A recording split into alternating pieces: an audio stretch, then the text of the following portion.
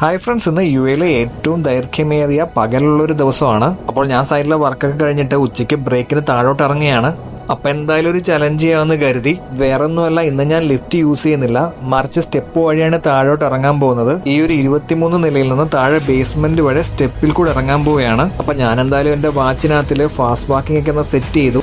ഇപ്പോഴത്തെ സമയം 11:05 എന്തായാലും താഴെ നടന്നിറങ്ങുമ്പം എത്ര സമയം എടുക്കുമെന്ന് നമുക്കൊന്ന് നോക്കാം. ഈ ഒരു ചലഞ്ച് നിങ്ങൾക്ക് എല്ലാവർക്കും ചെയ്ത് നോക്കാവുന്നതാണ്. ജോലി തിരക്കിന്റെ ഇടയ്ക്ക് വ്യായാമം ചെയ്യാൻ നമുക്ക് പലർക്കും സമയം കിട്ടാറില്ലായിരിക്കും. ഈ ഒരു സ്റ്റെപ്പ് ഇറങ്ങുക എന്ന് പറയുന്നത് നല്ലൊരു വ്യായാമമാണ്.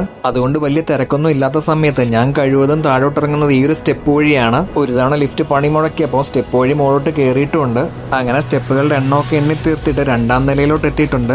ഇനിയുള്ളത് ഗ്രൗണ്ട് ഫ്ലോറും 2 ബേസ്മെന്റും കൂടാണ്. അവസാനം നമ്മുടെ മിഷൻ അവസാനിക്കാൻ പോവാണ്. നമ്മൾ ഏറ്റവും താഴെ എത്തിയിരിക്കുകയാണ്. അതായത് 23 നിലയിൽ നിന്ന് താഴെ ബേസ്മെന്റ് വരെ എത്താൻ നമുക്ക് ആവശ്യമായത് 6 മിനിറ്റ് 13